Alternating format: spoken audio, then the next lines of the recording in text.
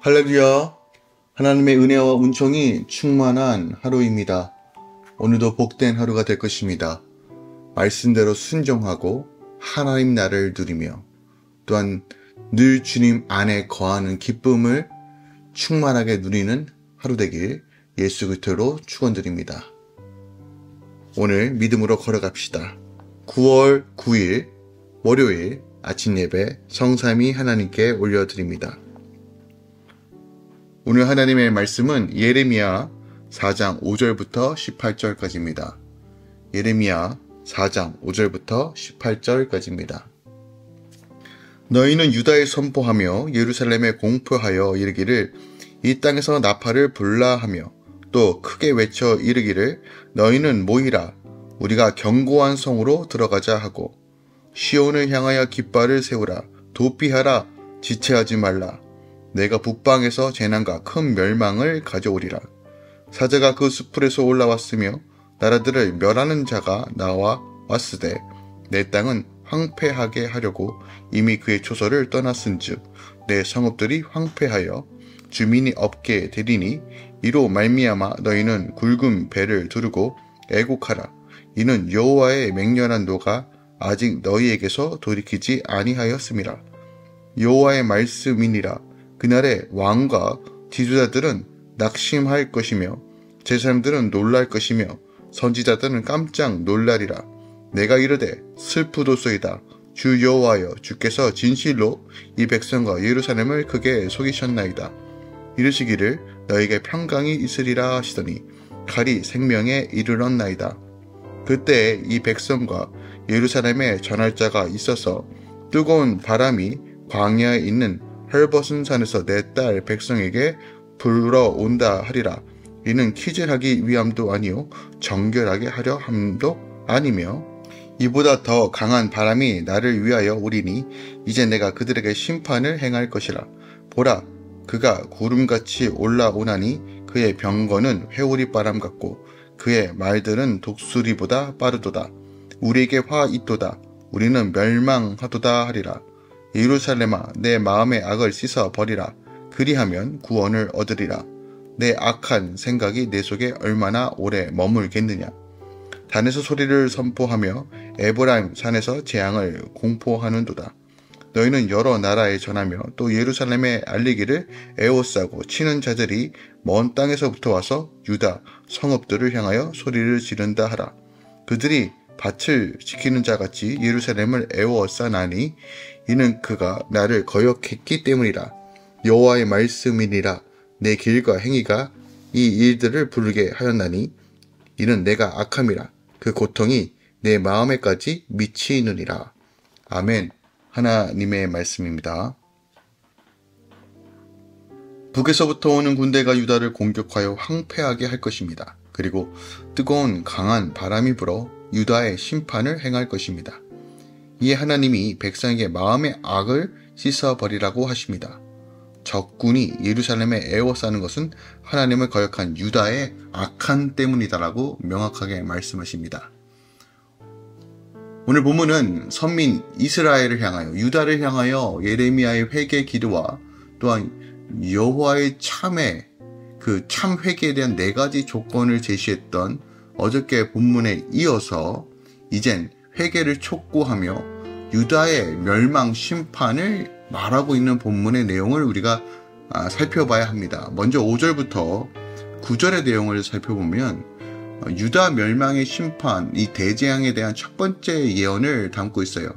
여기 보면 먼저 하나님은 유다를 향해 임박한 전쟁으로 인하여 예루살렘 성으로 대피할 것을 말하고 권면하는 내용이 담겨져 있죠. 또한 10절은 하나님의 멸망의 심판 예고를 접한 예루살렘의 비탄을 기록하고 있습니다. 마치 예레미야가 하나님의 신실치 못하심에 대하여 비판하며 하나님께서 그의 백성에게 재앙을 내리신 데 대하여 배신감을 표현하는 것처럼 보일 수도 있어요. 그러나 사실 예레미야의 이 비탄은 유다 백성들이 하나님으로부터 계시도 받지 아니하고 자기 말로 평강을 예언하는 거짓 선지자들의 속아 회개치도 아니하며 안심하고 있다가 갑작스럽게 하나님의 보내신 재앙을 만나게 될 때에 대한 그것에 대한 어떻게 보면 애절함과 안타까움입니다. 또한 11절부터 13절까지는 유다 멸망에 대한 두 번째 예언이 기록되어 있어요. 하나님은 여기서 유다를 뜨거운 바람으로 상징되는 이방 나라를 통하여 신속하고 완전하게 멸망할 것을 예고하고 있죠.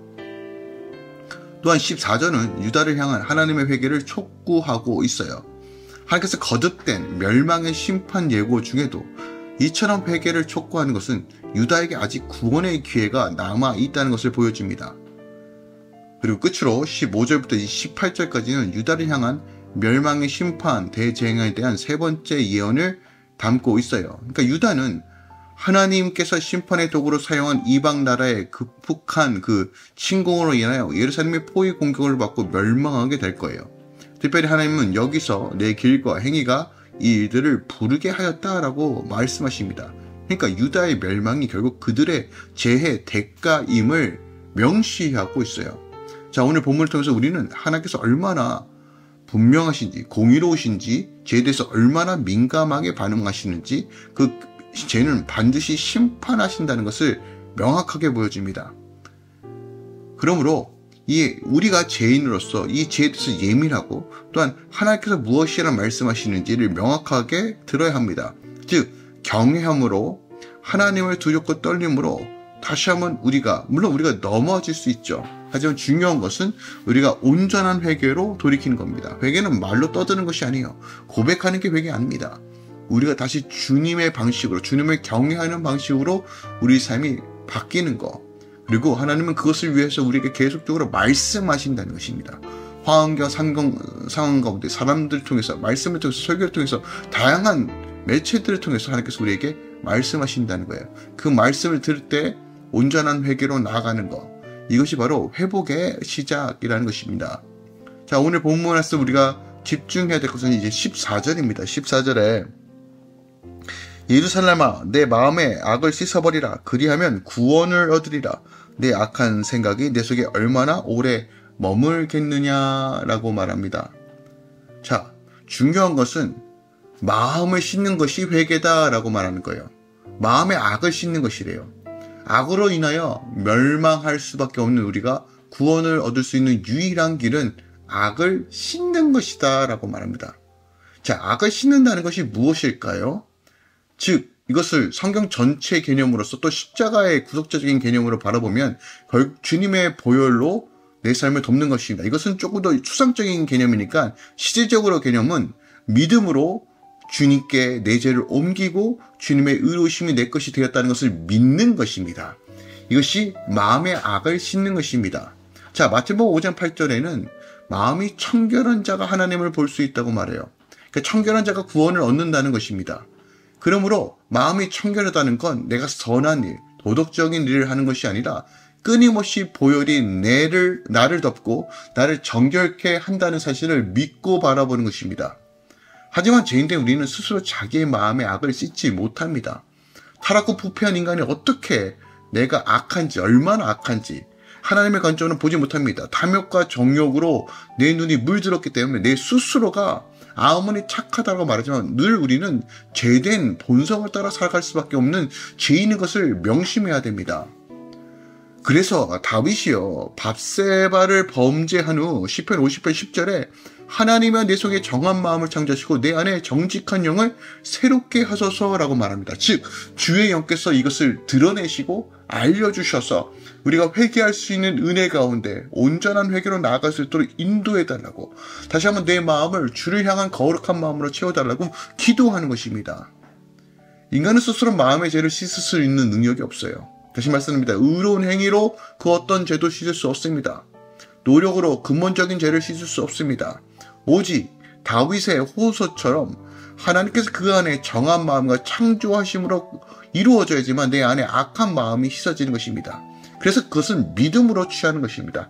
그래서 회개는 믿음입니다. 어떤 회개의 개념이 아니라 고백의 개념이 아니라 믿음으로 하나님을 신뢰하고 담대함으로 주에게로 돌이키는 것입니다. 우리가 그리스도를 영접했을 때 이 보혈의 피가, 그 능력이 우리가 새로워지는 가장 본질적 근원과 힘이 됩니다. 오늘 주님 십자가를 바라보며 주님 오늘 예레미야 외침처럼 남유다가 깨닫지 못하고 완악함과 제약 가운데 거하면서 하나님을 등지는 그런 삶을 사는 것이 아니라 기회 주실 때, 은혜 주실 때 다시 한번 우리가 돌이킬 수 있도록 그 상황 가운데 놓일 때 말씀의 순종함으로 온전히 돌이키게 해달라고 함께 기도하는 시간 되길 원합니다. 또한 우리 삶 가운데 늘 하나님의 동행하심과 역사하심이 무엇인지를 고민하며 하나님 나의 추악고 더러운 죄도 다시 주님 앞에 주님의 거룩한 보혈로 온전해집니다. 함께 믿음으로 바라보는 시간 되길 원합니다. 예레미야는 마치 눈으로 보는 것처럼 선명하게 장차 임할 하나님의 심판을 예언하고 있어요. 당시 모든 사람들은 그런 위기, 거짓 선지자에 의해서 멸망하지 않을 것이라고 장담했습니다. 하지만 예레미야는 명확하게 말하죠. 심판과 징계가 있다라고 말합니다. 오늘날 우리가 이 마지막 때를 살아가면서 들어야 될 하나님 말씀은 무엇입니까? 돌이키는 것입니다. 성령이 교회에게 하신 말씀을 듣는 것입니다.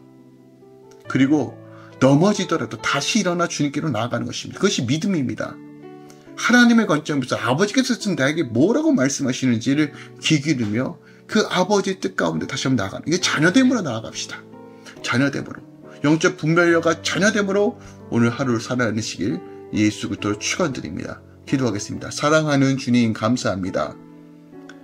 우리 안에 온전한 구원을 누리기 원합니다. 그러나 우리의 완악함이, 우리 죄성이 자꾸 하나님께로 돌이키는 것을 막습니다. 때로는 내 수치와 내 아픔이 체면이 돌이키는 것이 아니라 더 죄를 사랑하도록 발버둥치게 만듭니다. 그러나 하나님, 오늘 예레미야의 외침처럼 주님께 돌이키는 것, 구원을 바라보는 것, 주님을 의지하고 주께 속하였음을 믿음으로 바라보고 취하는 삶, 이것이 결국 하나님 나라를 누리는 본질적 삶입니다. 주의 은혜로 덮으시고 할렐루야 교회 성도들과 이 아침 함께 말씀을 나누는 모든 주의 자녀들과 내 긍휼과 은혜와 능력으로 채우소서. 이제는 우리 주 예수 그리스도의 은혜와 우리 하나님 아버지의 놀랍고 지극하신 사랑과 성령 안에 이것던 충만 역사하심이 이제부터 영원까지 함께 계시길 간절히 축원합니다. 아멘.